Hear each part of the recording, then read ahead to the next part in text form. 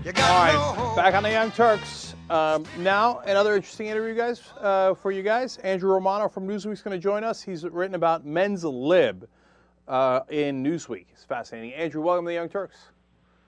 Hey, thanks for having me. All right, good to have you here. So there seems to be this trend, apparently, of guys, being demasculinized. I think I totally made that word up. In society, first of all, is that true? Do you get that general sense? Guys being demasculinized, is that what you said? Yeah, that's the word I made up. Yeah. Yeah, and people have talked about that. What I think and what we think from the story is a bigger problem is that there are big trends in society, social forces and economic forces that are going to make life harder, are making life harder for men in a lot of ways. A lot of the growth fields, a lot of the growing jobs, I believe 10 of the top 12 fastest growing jobs over the next decade are in fields that currently employ far more women than men. Women are half the workforce now. That number is going up. Men lost 75% of the jobs during the Great Recession, and they're not a lot of the time pulling their weight at home as fathers. Absentee fathers are higher and more of a problem than ever. So what we talk about in the piece is not so much being demasculinized as trends at home and in the workforce that don't favor men. And we try to talk about things that society can do and men can do to sort of change that. Right, but that's the thing. Like, if you have these forces that are against men in a sense, like you're shifting jobs, market, et cetera, as you point out. But if you're a man, don't you have to man up and just get beyond it? Well, that's sort of what we talk about in the piece. I mean, yeah, you have to man up in a personal sense and try to get beyond it. But it's not that easy when the GM plant closes in your town and the job you did as a factory worker no longer exists. I mean, getting beyond it is something that's easy to say, but I think there are sort of larger policy solutions that we need to pursue. I mean, for example, for men who aren't going to be able to go into manufacturing because that's a declining field over the next 10 years, we talk about the fact that they might have to consider going into some of these social sector jobs. Teaching, nursing, these are growing fields as opposed to declining fields. And part of what we say manning up is expanding the idea of what masculinity can be and looking at some of these jobs because, it's masculine to go out and earn your keep and contribute your fair share to the breadwinning. Andrew, look, going and becoming a nurse, if that's the expanding field, I got no problems with it. God bless. I'm a lib, right? I'm certainly open-minded to that. In fact, there's no problem with it whatsoever. Having said that, here's my solution. Why don't you stop letting women do so much better in school? And what I mean by that is don't prevent women from doing better in school. God bless them. Why don't you man up and do better yourself? I mean, men are getting routed in education. Yeah, absolutely. I mean, that is something we didn't talk about in the piece, but if we had more space, that was a section that we would have liked to have added. I mean, women are getting better grades from elementary school all the way through PhD programs. There are more PhDs now. They're graduating from college in higher numbers, and that only kind of points up what we're saying, which is that men are not pulling their weight. We say at home, we say at work, and at school is really the third plank there. So, in fact, that has led to now in big cities, young, single, childless women are actually out earning men, right?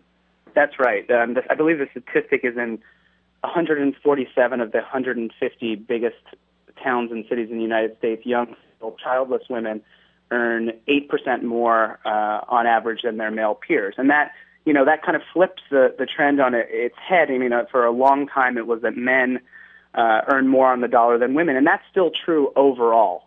Men, women, same job, equal work, men still earn more, so that disparity has not gone away. But in the next generation, the young, single, childless women in cities, they are actually out-earning men. So that's kind of the bleeding edge, and that's where we're going in the future if men don't turn it around. Yeah, I mean, it's the absurdity is that men are relying on old school discrimination to still make more than women. But at some point, that's going to run out. And as you see with the younger generations, women are going to make more because they deserve more, because they got a better education and they got better jobs coming out. I mean, absolutely. And I think there is some resentment and anger among men about the way some of these trends are going. But I think what we stress in the piece is it's really not a zero-sum game. It's not a gender war. It isn't a competition between men and women. When men lose, women and children and families lose too. When women win, men, children, and families win. So the point is we have to make it so both sides are winning, that men are fully employed, that women are fully employed, that they're pulling their weight at home because, God knows there are more couples where both people have to work nowadays. That's just a basic economic fact, and so you need a balance at home as well. And so when both sides are doing well, families do well. It's not a competition. Well, I like competitions. See, here's the thing. I'm incredibly proud of American women for doing so well in school, jobs now, better pay, etc. But if I was back in school, I'd want to compete. I wouldn't want anybody to get better grades than me, and I wouldn't want anybody to get a better job than me. And I think we've kind of lost track of that. Yeah, I mean, I think absolutely. If what it takes for men to man up is being told that women are wiping the floor with them in every sector and that they need to buckle down and do better, then fine, I'm all for that. The point we're trying to make is just that women doing better doesn't mean men necessarily have to do worse. And if they need to feel like the girl in the seat next to them is getting better grades, and if they're going to be a guy, they need to do better, then that's great. I mean, anything that gets kids to do better in school and men to do better overall is good. Yeah, Andrew, I'm a big advocate of yelling at people. I want to yell at them to do better in school, etc. And look, when you get to the third leg of your article, and we're talking to Andrew Romano from Newsweek who wrote about this, at home, men are still doing less than women. So wait a minute, now you're doing less at work, you're doing less at school, and you're still doing less at home. What the hell's the matter with you? Right, yeah, I mean, I don't want to make it seem like every man has this problem. I mean, there are a lot of guys out there, we've heard from them since we wrote this story, who are stay-at-home dads, or they're doing just as much contributing at home as their wives are. But the sad fact is that overall, on average, the trends are negative. I mean, I think the statistic is young men who are married tend to say that they want to contribute just as much to child rearing as their wives and just as much to housework. And that's a big change from the past. It wasn't always that way. But when you actually look at how much they do, I think women do 2 to 4 times as much child rearing and housework. That's a couple of extra hours every single week than men. It's just not even close. And so what we talk about in the piece are some ways that we can provide space for men to contribute more at home, and one of these is paid paternity leave. It's really paid parental leave. It's for women and men. But there are countries, we're the only wealthy country in the world, in fact, that doesn't provide some form of paid parental leave. And if we could provide that to men as well as women, it would give men a space where they could, bond with their children from an early age and learn to contribute more to being a father. Well, look, I believe what Mike Singletary believes. No, you know what? This is how I believe. Okay, I'm from the old school. Okay, so I'm from the old school. So, contributing more at home, that makes a whole lot of sense. I get it. I'm a logical guy. I'm a libby-lib, right? Equality and all that stuff. But I think that, look, if you're not going to contribute that much at home, you got to go out there and kill the deer and bring his meat back home. Okay, I mean, you got to provide, right? So I don't know. I would push men to provide better, and I'm not sure anybody else. I mean, that's why it's such an interesting article to me. I'm not sure that there are a lot of societal forces getting in their face, right? And saying, hey, what are you doing here? You're slipping further and further behind, and you got to pull yourself up from the bootstraps, to borrow a conservative line, to get out there and go. I mean, I guess my question is, if they're not pulling their weight at home, shouldn't they, for the love of Christ, at least pull their weight and bring in the bacon home?